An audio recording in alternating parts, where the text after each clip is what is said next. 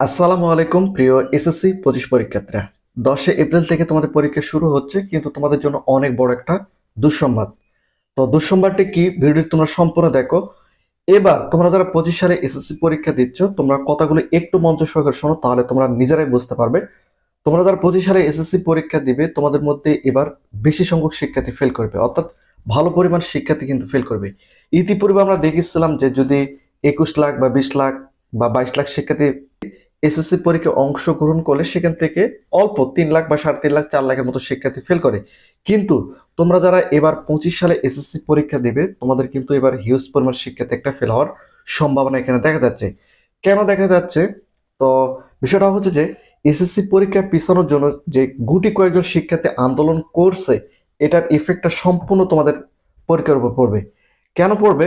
কারণ বিষয়টা হচ্ছে যে দেখো, তোমাদের যে রুটিনটা প্রকাশ করা হয়েছিল, এই রুটিনটা আজ থেকে 1.5 মাস থেকে 2 মাস পূর্বে তোমাদের রুটিনটা প্রকাশ করা হয়েছিল।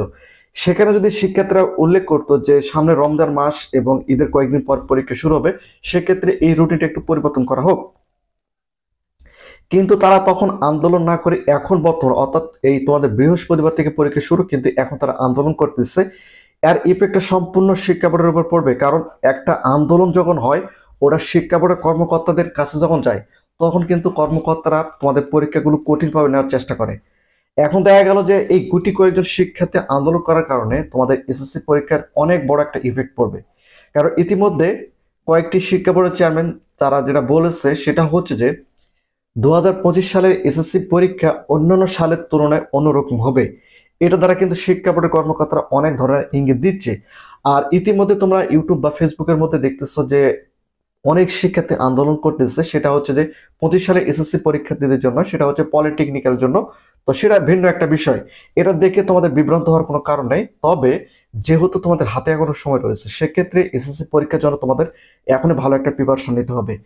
আবার কিছু কিছু শিক্ষা বোর্ডের কর্মকর্তা বা ম্যাজিস্ট্রেট যারা উচ্চ পর্যায়ে রয়েছে, তারা বলতেছে যে এসএসসি 25 পরীক্ষার পূর্বে যে পরীক্ষাগুলো হয়েছে বা নকল হয়েছে বা যে কোনো ভাবে কেন্দ্রের বাইরে থেকে নকল দেওয়া হয়েছে বা যেখান থেকে হোক নকল দেওয়া হয়েছে, কিন্তু 25 সালে এসএসসি পরীক্ষার্থীদের চুল পরিমাণ কোনো ছাড় পাবে না। অর্থাৎ চুল পরিমাণও তোমাদের কোনো ছাড় দেওয়া হবে না।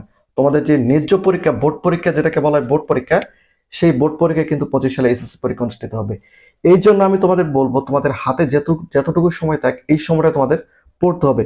এই ফেসবুক, ইউটিউব, টিকটকের মধ্যে হিউজ পরিমাণে কিন্তু ফেক নিউজ ছড়িয়ে রয়েছে, যেগুলো দেখে তোমরা যদি বিভ্রান্ত হও, তাহলে এটা সম্পূর্ণ তোমাদের উপর পড়বে। এখন বিষয়টা হচ্ছে যে তোমরা যখন পরীক্ষা দিবে, পরীক্ষা দেওয়ার পর তোমাদের যে খাতাগুলো রয়েছে, এখন যদি শিক্ষা বোর্ড থেকে গোপনীয়ভাবে যদি শিক্ষকদের বলে দেয় যে শিক্ষার্থীরা যদি সঠিকভাবে না লেখে, তাহলে তাদের কোনো নম্বর দেওয়া যাবে না। তাহলে কত বড় বিপদের মধ্যে তোমরা পড়ে যাবে।